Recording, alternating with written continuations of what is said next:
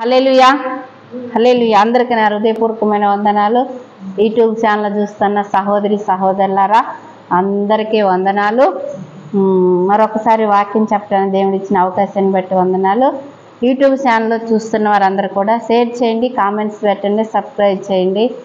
అర్థమైందే, అందరికీ కూడా షేర్ చేయండి. ఓకేనా? అనేకమైన ప్రాంతాలకు వెళ్ళాలి కాబట్టి లైక్ చేయండి. ఓకేనా? ప్రార్థన చేసుకుందాం. స్తోత్రమయ్యా, పరిశుద్ధుడా, మహోన్నతుడా, మీకు వందనాలు యేసయ్యా. మీకే స్తుతి స్తోత్రం. నీ దాసురాలని నన్ను మరుగుపరుచుకొని మీరు మాట్లాడి మీరు మహిమ పొందమని యేసు నామములో అడిగి వేడుకుంటాను నా ప్రియ తండ్రి, ఆమేన్. హల్లెలూయా. కీర్తనల గ్రంథము 128వ అధ్యాయం మొదటి నుండి చదువుకుందాం. తీయండి కీర్తనల గ్రంథం 28.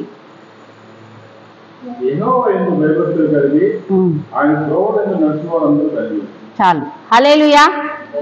యెహోవా అందు భయభక్తులు కలిగి ఆయన త్రోవల యందు నడిచేవారు ధన్యులు. అర్థమైందా? అంటే యెహోవా అందు భయభక్తులు కలిగి, దేవుని అందు భయభక్తులు కలిగి 128వ కీర్తన మొదటి నుండి చదవండి. ఓకేనా? ఎందుకంటే ఆయన అందు భయభక్తులు కలిగి, ఎవరి అందు కలగాలి? దేవుని యందు భయభక్తులు కలగాలి. ఆయన చూస్తున్నని భయంతో ఉండాలి, ఆయన వింటుండని భయంతో ఉండాలి, ఆయన ఉన్నాడని భయంతో ఉండాలి. మనుషులు పాస్టర్ అమ్మ కాసేపు ఉంటారు, ఈ ఆరాధన జరిగినంతసేపు ఉంటారు, వెళ్ళిపోతారు. తర్వాత అలా మీరు ఎవరు చూస్తున్నారని భయం ఉండాలంటే ఆయన చూస్తున్నాడు అని. యెహోవా యందు భయభక్తులు కలిగి ఆయన వింటున్నాడు, ఆయన చూస్తున్నాడు, ఆయన పరీక్షిస్తున్నాడు అనేసి ఆయన మాట్లాడతాడు. మనం మాట్లాడే మాట కూడా ఎలాగా ఉండాలి అనేసి ఖచ్చితంగా ఆయన చూస్తూ ఉండే దేవుడు. అర్థమైందా? హల్లెలూయా.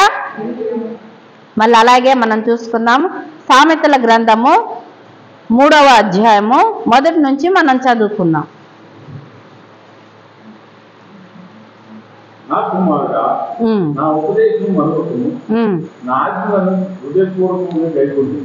చాలు, తర్వాత చదువుదురు గాని. నా కుమారుడా నా ఉపదేశము మరవకుము. సామెతల గ్రంథం 3వ అధ్యాయము మొదటి నుంచి చదువుకుందాం. నా కుమారుడా నా ఉపదేశము మరవకుము, నా ఆజ్ఞలను హృదయపూర్వకముగా గైకొనుము. అంటే హృదయపూర్వకంగా అంగీకరించు. నా కుమారుడా నా కుమార్తెలారా నా మాటను మీరు ఆలకించిడి. నా ఉపదేశము మరవమాకండి. నేను చెప్పే బోధని మీరు త్రోసివేయొద్దు. ఎవరు చెబుతున్నాడు? మనకే చెబుతున్న దేవుడు. హల్లెలూయా. మనం అందరం ఆయన కుమారులం, ఆయన కుమార్తెలం. అర్థమైందా?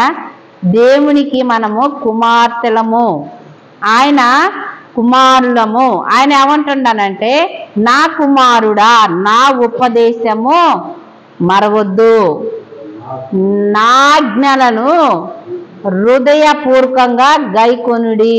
అంటే హృదయపూర్వకంగా మీరు ఇష్టంతో ఆ హృదయంలోని ఆయన మాటలు రిసీవ్ చేసుకోండి అని చెబుతున్నాడు. కింద చదువుకుందాం.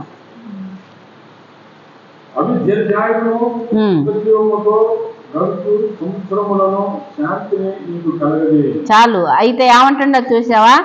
దీర్ఘాయువును సుఖ జీవముతో గడుచు సంవత్సరములో శాంతిని నీకు కలగజేయను.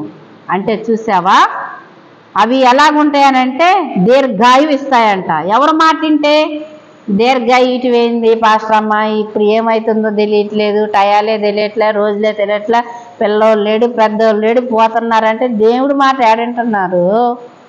దేవుడు ఆజ్ఞలు ఎక్కడ వింటున్నారు? ఆయనకి ఇన్నోళ్ళందరికీ ఆరోగ్యం ఇస్తాడు. అలాగని మరి మీరు అనవచ్చు, ఓ చాలా మంది పాస్టర్లు చనిపోతున్నారు, విశ్వాసులు చనిపోతున్నారు అంటారేమో.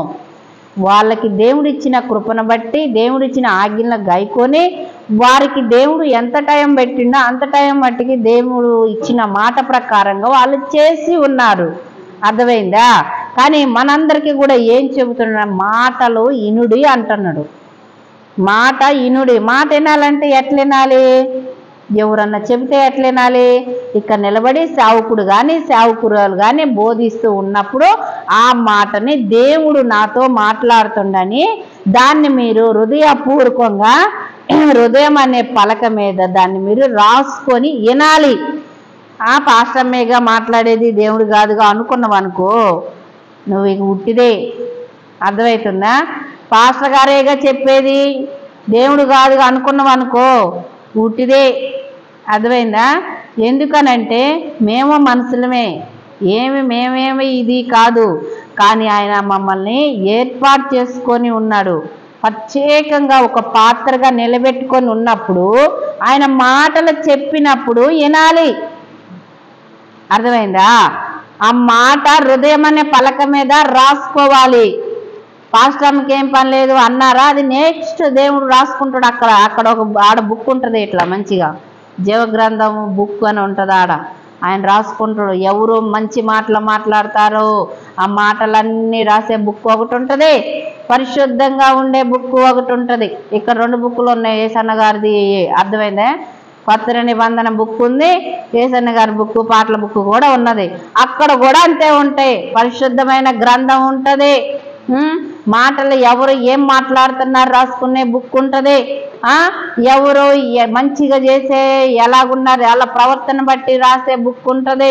మాట్లాడే దాన్ని బట్టి అన్నీ ఉంటాయి. ఎందుకనంటే దేవుడు చెప్పి ఉన్న మాట ప్రకటన గ్రంథంలోనే మనకు రాసి పెట్టి ఉన్నాడు కాబట్టి ఆ మాటల ప్రకారంగా మేము చెబుతూ ఉన్నాము. నెక్స్ట్ కింద చదువుకున్నాం. కింద చదవండి. దయను సత్యమును నిన్నెన్నడు విడిచిపోనీయకము, వాటిని కంఠభూషణంగా ధరించుకున్నాము. దయను సత్యమును ఎన్నడూ విడిచిపోనీక, సత్యమైన మార్గం. ఎందుకంటే యేసయ్య మార్గం అంటేనే ముళ్ళదారి, కష్టమైనది, ఇరుకైనది, ఇబ్బంది అయినది, శ్రమలైనది, అన్ని రకాలుగా నిందలు అవమానాలు అన్ని రకాలు వచ్చినా కానీ ఆ మార్గము ఏ మార్గము? సత్యమైన మార్గము, జీవము కలిగిన మార్గము, జీవాధిపతి మనకు చూపిస్తున్న పరలోకానికి మోక్షానికి చూపించే మార్గం ఇది. హల్లెలూయా! ఆ మార్గములోని నడిచిన వాడు ధన్యుడు. హల్లెలూయా! మనమందరం చదవండి. నీ హృదయం అనే పలక మీద వాటిని రాసుకో. సత్యముని అన్నడూ విడిచిపెట్ట మాకు. ఎందుకనంటే మాట చెప్పినప్పుడు గద్దింపుకు లోబడ్డవాడు ధన్యుడు. నన్ను గాదులనే తిరస్కరించుకున్నవాడు తల్లిదండ్రి గద్దిస్తూ ఉంటారు, చెబుతూ ఉంటారు. చెప్పినప్పుడు మా అమ్మ మా నాన్న ఇంతేలే అని పక్కనోడు మాట విన్నావా? ఏమి లేదు. వాడు బాగుపడ్డు, ఈడు బాగుపడ్డు. అర్థమైందా? పక్కనోడు మాట వింటే వాడు బాగుపడ్డు, ఈడు బాగుపడ్డు. తల్లిదండ్రి ఏంటంటే కొడుకు ఒక క్రమమైన మార్గంలో క్రమంగా ఉండాలి అనేసి గద్దించి చెబుతూ ఉంటారు. ఆ మాట మనము వినాలి. అర్థమైందా? ఇక్కడ నిలబెట్టి చెప్పినప్పుడు మేము చిన్నోళ్ళమే మీ దృష్టిలోని, మీరు పెద్దవాళ్ళు. కానీ దేవుడు చెప్పిన మాట చిన్న లేదు పెద్ద లేదు. బాలుడైన సాముయేలుతోటి ఆయన వాక్కు రిలీజ్ చేసి మాట్లాడిపించినాడు. పెద్ద పెద్ద ప్రవక్తలు ఉన్నారు, పెద్ద పెద్ద యాజకులు ఉన్నారు, పెద్ద వాళ్ళ పాండితులు అంటే తల పండిన వాళ్ళు ఉన్నారు. అయినా కానీ బాలుడైన సాముయేలు గింతవాడే, బొడ్డోడే. అర్థమైందా? అతను నోట్లోని మాట ఇచ్చిండు, అయ్యా నేను పిల్లోని నేను మాట్లాడలేను అంటుండో. చూసినవా అంటే మాట్లాడలేను అంటుండ. ఇర్మియా వాక్కు రిలీజ్ గర్భంలోనే అతను గర్భంలోనే నిన్ను నేను రూపించుకొని ఉన్నాను, నువ్వు నా పిండముగా ఉన్నప్పుడే మనం పాట పాడుకుంటాం. ఓకే, అది ఇప్పుడు నేను పాడనులే కానీ నిన్ను నేను నిర్మించుకున్నాను అంటుండవు. పిల్లోడే. ఎందుకనంటే సాముయేలు నుంచి కూడా మనతో అనేకమైన ప్రవచనాలు మాట్లాడి నిలబెట్టి ఉన్నాడు. అర్థమైందా? ఇర్మియా దోరాగా. ఎందుకనంటే ఆయన పిల్లోడు అని చూడలేదు. అర్థమైందా? అక్కడ కూడా అందరితో పెద్ద పెద్ద వాళ్ళతో కూడా మాట్లాడిపించి ఉన్నాడు. అయితే పిల్లగాడు చెప్పిండు కదా అనేసి వాళ్ళు త్రోసివేశారా? లేదు. కానీ నీ నోటి నుండి వచ్చిన మాట జరుగుతుంది కాబట్టి ఈయన ప్రవక్త అనేసి నమ్మి ఉన్నారు. హల్లెలూయా! రిసీవ్ చేసుకున్నారు. ఆయన మాటలు ఆలకించినారు. ఆయన మాటల్ని హృదయం అనే పలక మీద రాసుకొని ఉన్నారు. ఇర్మియా గ్రంథం 1వ అధ్యాయం 1 నుండి చూడండి. హల్లెలూయా! అందులో చదువుకుంటే, ఆ గ్రంథం అంతా చదివితే ఆయన ఎలాగా బాలుడుగా ఉన్నాడో, ఎలాగ దేవుడి వాక్కు రిలీజ్ అయిందో, ఎలాగ ఆయన మాట్లాడి పెద్దవాళ్ళతో ఎలా చెప్పిండో, రాజుల దగ్గరికి ఎలాగెళ్ళిండో అర్థమైందా? అవన్నీ కూడా ఇర్మియా గ్రంథంలో ఉంటాయి, చదువుకోండి సహోదరి సహోదరులారా. ఇటు చదవండి.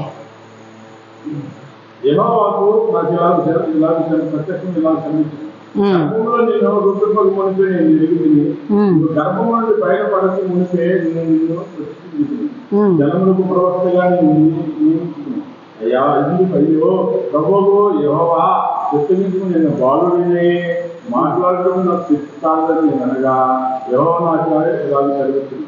నేను బాలుడు అనవద్దు, నేను నిన్ను పంపాలందరి ఎదుర్కొను పోవలేను, నీకు ఆజ్ఞాపించే సంగతులనే చెప్పవలను, వారికి భయపడకము, నిన్ను విడిపించినట్టు నేను నీకు తోడై ఉన్నాను. చాలు. హల్లెలూయా. వింటున్నావా? బాలుడు అని అనొద్దు నువ్వు. నేను చెప్పిన మాట నువ్వు చెప్పు. ఎవరు చెబుతున్నారు? దేవుడు చెబుతున్నాడు. అర్థమైందా? నేను నిలబడ్డది ఎజ్రా మేరీ కుమారి పిల్లవాళ్ళమే మేము. అర్థమైందా? మీ దృష్టిలో మేము పిల్లగాళ్ళమే, ఎందుకంటే మీరు వయసులో పెద్దవాళ్ళు. దేవుని దృష్టిలో మేము చిన్నవాళ్ళమే, కానీ దేవుడు మాట చెప్పాలి కాబట్టి చెప్పాలి. ఆయన ఆజ్ఞలు హృదయం అనే పలక మీద రాసుకోమన్నాడో విని జాగ్రత్తగా రాసుకోవాలి కాబట్టి ఆ మాటలో విని రిసీవ్ చేసుకోవాలి. అర్థమైందా? సహోదరి సహోదరులారా, మనందరితో ఆయన మాట్లాడుతూ ఉంటాడు. మనం ఆయన గద్దించినప్పుడు ఆయన మాట మనం వినాలి. అర్థమైందే? పాశ్రమ చెప్పింది కుజ్మీనై నేను వినను అన్నాం అనుకో, తర్వాత అలా నీ ఇష్టం. అర్థమైందా? పాస్టర్ గారు చెప్పారు కుజ్బీనై అన్నం అనుకో, అర్థమైందా? ఆ తర్వాత మీ ఇష్టం. ఎందుకనంటే దేవుడు చూసుకుంటాడు, లెక్క ఆయన రాసుకుంటాడు. హల్లెలూయా. ఆ మోగుతుంది, దాన్ని కొంచెం ఆఫ్ చేయండి. అయితే చూసారా మనం కింద చదువుకుందామని, కింద సామెతల గ్రంథం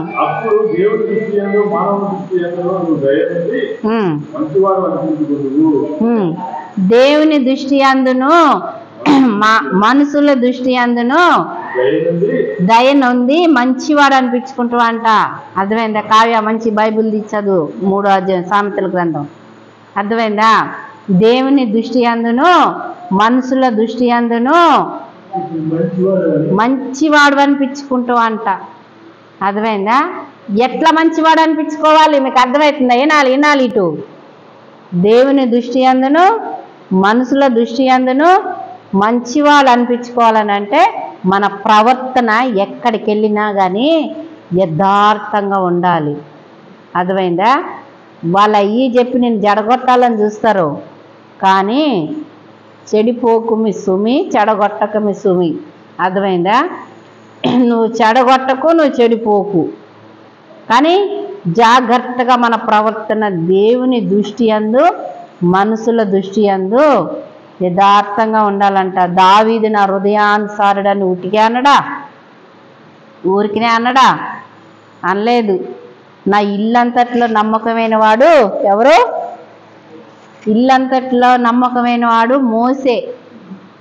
అమ్మో, ఇల్లంతట్లో నమ్మకమైన, నీ ఇంటికి నువ్వే నమ్మకస్తురాలువి.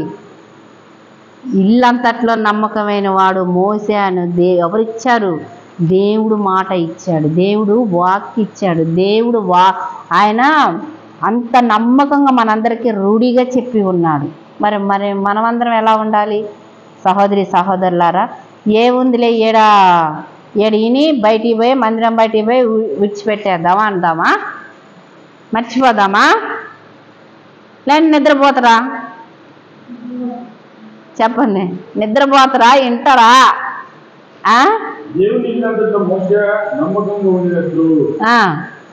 దేవుని ఇల్లంతట్లోని మోసే నమ్మకస్తుడంట. అర్థమైందా?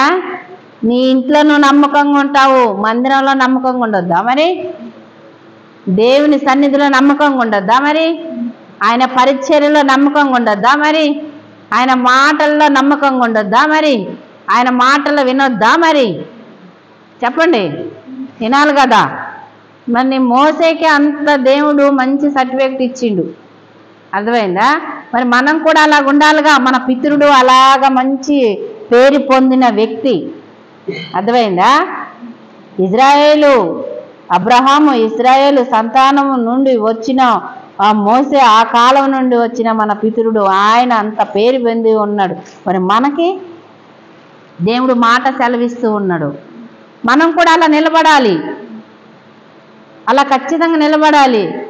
నీ ప్రవర్తన 10 మందిలో పోయినప్పుడు ఫంక్షన్లలో తెలిసిద్దండి. క్రైస్తవం ఎవరైనా కానీ మన వాళ్ళ ప్రవర్తనలన్నీ ఫంక్షన్లలో తెలుస్తాయి. బుద్ధి అప్పుడు బయటపడిద్ది, అర్థమైందా?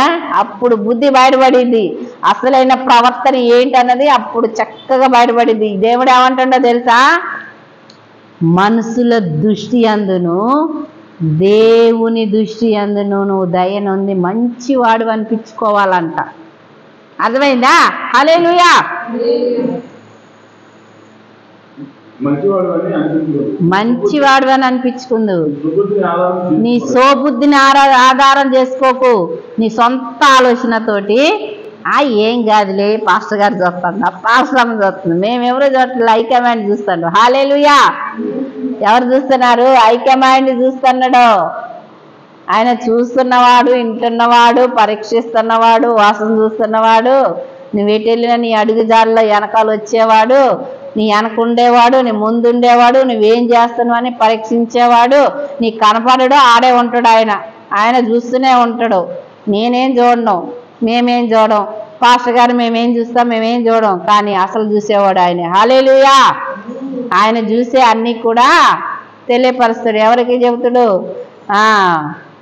సేవకులకు బోధిస్తాడు అనమాట. అగో పలానా కుమార్తె ఇలా చేస్తుంది, కుమారుడా ఇక ఇలా చేస్తుంది, నువ్వు గద్దించు, నిలబెట్టింది కదా నిన్ను, నువ్వు మాట్లాడు, నువ్వు చెప్పు, వాళ్ళకి నువ్వు హెచ్చరిక చెయ్యి అని ఆయన చెప్తాడు, అర్థమైందా?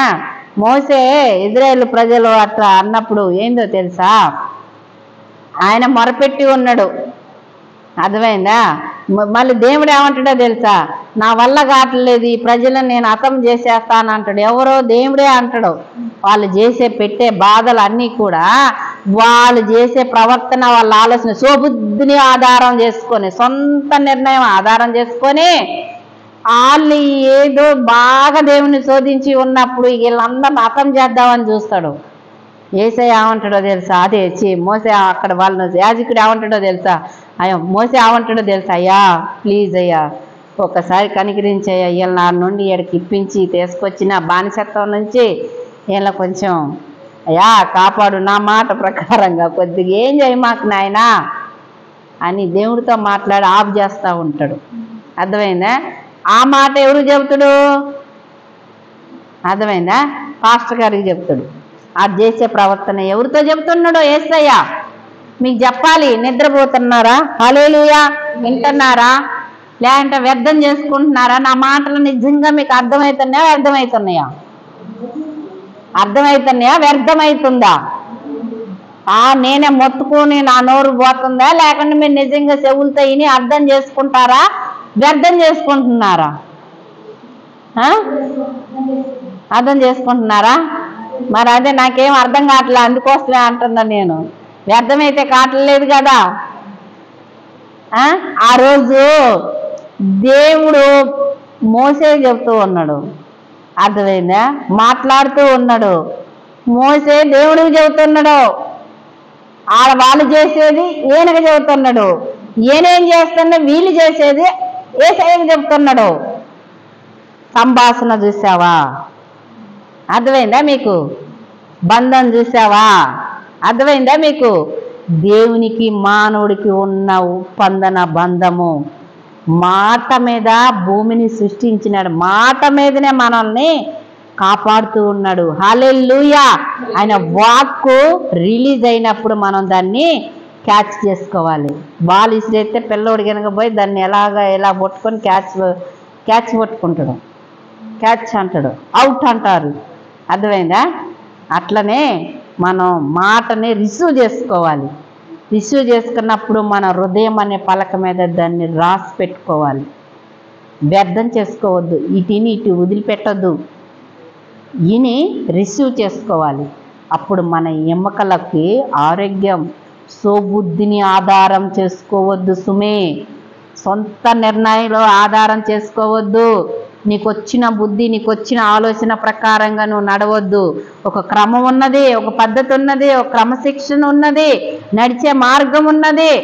ఏ బాటలో నడవాలి? అడ్డమైన ఇప్పుడు దారి లేదు, ఇటు పెడితే ఎటు పోతావా ఏంది ఆ పొలాలలో పడి. నీకు అర్థమవుతుందా? అర్థం కావాలంటే చెబుతున్నా. బాట తిన్నగుంది రోడ్డుకి, హైవే రోడ్డుకున్నది. మన మందిరం మీద నుంచి చక్కగా దేవుడు సిమెంట్ రోడ్డు వేపించిండు. అర్థమైందా? ఈ రోడ్డును పోతావా లేకుంటే పొలాలలో అట్ట పోతావా? అట్ట పోతే నీ కాళ్ళకి ఎట్టుంటుంది, నీ ఆరోగ్యం ఎట్టుంటుంది, అసలు నువ్వు ఏ దారిని పోతావు, యాడికి జారుతావు, ఎటు నుంచి నువ్వు మెయిన్ రోడ్డు ఎక్కుతావు? అర్థమవుతుందా? అర్థమయ్యే రీతిగా చెప్తున్నా సహోదరి సహోదరులారా. మెయిన్ రోడ్డు సిమెంట్ రోడ్డు నుంచి పోతే చక్కగా నువ్వు హైవే రోడ్డు ఎక్కుతావు. అవునా? దేవుడు మార్గంలోని సత్యమైన మార్గంలో నడిస్తే ఆ మనిషి అంతే. సత్యమైన మార్గంలో నడిస్తే చక్కగా కూడా మనము దేవునికి ఇష్టంగా ఉండాలి. ఆశీర్వదించబడతాం, దీవించబడతాం. స్వబుద్ధిని ఆధారం ఎన్నడూ చేసుకోవద్దు. చదువుతా. నీ పూర్ణ హృదయముతో యెహోవా యందు నమ్మిక ఉంచుము. అర్థమైందా?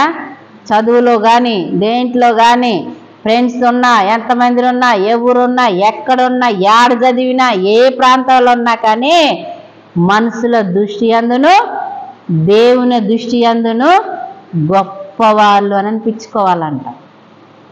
పిల్ల మంచిదిరా, పిల్లగాడు మంచివాడురా.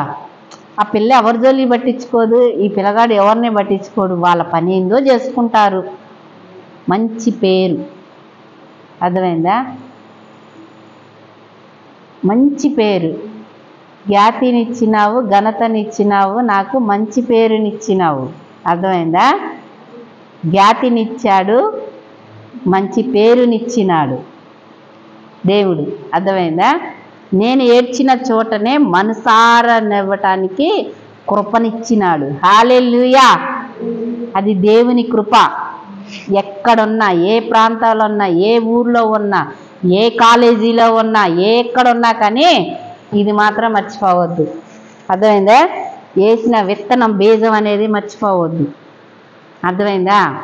10 మందికి మాదిరిగా కనిపించాలి కానీ ఫలానా అమ్మో వాళ్ళు ఇట్లాంటగా చర్చి పోతున్నారు, అట్లాంటగా ఇట్లాంట కదా, ఆ చెడ్డ పేరు నువ్వు తెచ్చుకోకు. దేవునికి దేకు, మాకు దేవద్దు. హల్లెలూయా! ఎక్కడున్నా కానీ క్రమశిక్షణ అనేది మనలోని ఉండాలి. అందుకే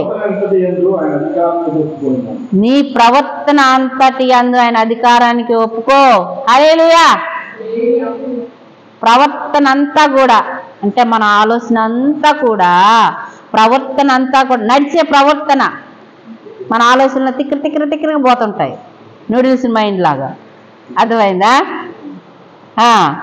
ప్రవర్తన అంటే మనం చేసే చాట్లు, చెక్కలు, ఏంటి పిల్ల చాట్లు అంటారు, పిచ్చి చాట్లు అంటారు, కోతి చాట్లు అంటారు. ఈ శాస్త్రాలన్నిటిని కూడా దేవుని దృష్టి అందు ఒప్పుకోవాలంట. ఒప్పుకోవాలి. అయ్యా నేను ఇది చేశాను, అది చేశాను, ఈ పని ఆ పని చేశాను, నన్ను క్షమించు ప్రభువా అని మళ్ళీ క్షమించవని మళ్ళీ చేస్తావా ఏంటి? మళ్ళీ చేయకూడదు. అర్థమైందా?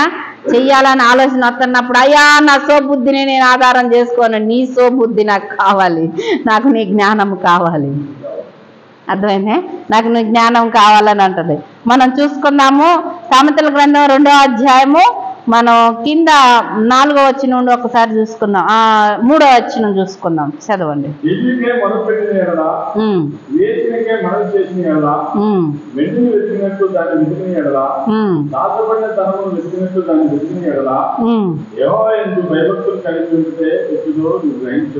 హల్లెలూయా!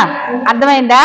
అలాంటప్పుడు ఆ తిక్కర ఆలోచనలు వస్తున్నప్పుడు ఈ ఆలోచన దేవుణ్ణి అడగాలి. తెలివికై ఎండిని ఎలా దాచిపడ్డ ధనం, ఎండిని బంగారాన్ని ఏదన్నా బీరువాలో పెట్టి దొరకపోతే మనోళ్ళు మడత పెట్టిన బట్టలు కూడా చిల్లర చేసేసి ఎతుకుతుంటారు. ఆ సమయంలోనంట ఎండిని ఎతికినట్టు, దాచబడిన ధనమును ఎతికినట్టు నువ్వు తెలివిని ఎతకాలంట, దేవునికి ముర్ర పెట్టాలంట. నీ తెలివి అదొక రకంగా వెళ్ళిపోతుందా, లోకంలో గడుస్తూ ఉందా, నీ ప్రవర్తన నీకు తెలిసిపోతుంది. దేవునిలో నువ్వు ఎలాగున్నావు, జీరోగా ఉన్నావా, దేవునికి నమ్మకంగా ఉన్నారని ప్రవర్తన నిన్ను మనస్సాక్షి గద్దిస్తూ ఉన్నప్పుడు ఆ సమయంలోనే ఈ తెలివిని ఎతకాలంట. సామెతల గ్రంథం 2వ అధ్యాయము 3 నుండి 2వ అధ్యాయం 1 నుండి చదువుకుంటే, సహోదరి యవ్వనస్తులారా, మీరందరూ కూడా, యవ్వనలు, స్త్రీలు, పురుషులు, ప్రతి ఒక్కరు కూడా సామెతల గ్రంథంలోని మనం ఎలాగ నడవాలి, ఎలాగ లోకంలో నడుస్తూ ఉండాలి, ఎలాగ కంట భోజనంగా ధరించుకోవాలి, చిన్నపిల్లలు, పెద్దవాళ్ళు, యవ్వనలు ఎలాగ ప్రవర్తించాలి అన్నది సామెతల గ్రంథంలోని 1వ అధ్యాయం నుండి చదువుకుంటే దాన్ని కంఠభూషణంగా ధరించుకోవాలి. అలాగ నడిచినప్పుడు ప్రతిదీ కూడా దేవుడు మనకి తెలివిస్తాడు, వివేచనిస్తాడు, మాట్లాడటానికి మాట నేర్పుడిస్తాడు, జ్ఞానం ఇస్తాడు. అర్థమైందా? ఇవన్నీ కూడా ఇస్తాడు మన దేవుడు. నీ సొంత ఆలోచన, నీ సొంత సోబుద్ధిని ఆధారం చేసుకుంటే అది ఎన్నడూ కూడా పరలోక రాజ్యానికి వెళ్ళలేము, మనం దేవునికి ఇష్టంగా ఉండలేము. అలాగుంటే ఆయన బాధపడతాడు. అలాగే ఎన్నడూ నువ్వు నేను ఉండకుండా ఉందుముగాక. హల్లెలూయా, ఆమేన్. అందరికీ వందనాలు. ప్రార్థన చేసుకుందాం. స్తోత్రం ప్రభా, పరిశుద్ధుడా, మహోన్నతుడా, మీకు వందనాలు. ఇప్పుడు వాటికి ప్రభా నీ దాసురాలను నన్ను మరుగుపరుచుకొని మాట్లాడినందుకు, మాతో మీరు వచ్చిన బిడ్డలందరితో, సంఘంతో మాట్లాడినందుకు స్తోత్రం చెల్లిస్తూ, ఎలాగ నడచాలి, ఎలాగ ఉండాలని మా అందరితో మాట్లాడినందుకు వందనాలు. స్తోత్రం చెల్లిస్తూ వీటిని మా హృదయం అనే పలక మీద రాసుకొని కంఠభూషణంగా ధరించుకొని, అయ్యా మా సోబుద్ధిని ఆధారం చేసుకోకుండా మీరు నడిచే కృపను మీరు అనుగ్రహిస్తారని నమ్ముతూ యేసుక్రీస్తు నామములో అడిగి వేడుకొని పొందుకున్నాను నా ప్రియ తండ్రి. ఆమేన్, ఆమేన్. హల్లెలూయా, హల్లెలూయా. సహోదరులారా, మరొకసారి అడుగుతున్నాను, యూట్యూబ్ ఛానల్ చూస్తున్నా మీరందరూ కూడా షేర్ చేయండి, కామెంట్స్ పెట్టండి, సబ్స్క్రైబ్ చేయండి, లైక్ చేయండి. ఓకేనా? మీరు చేస్తారని నమ్ముతూ మీ అందరికీ హృదయపూర్వకమైన వందనాలు.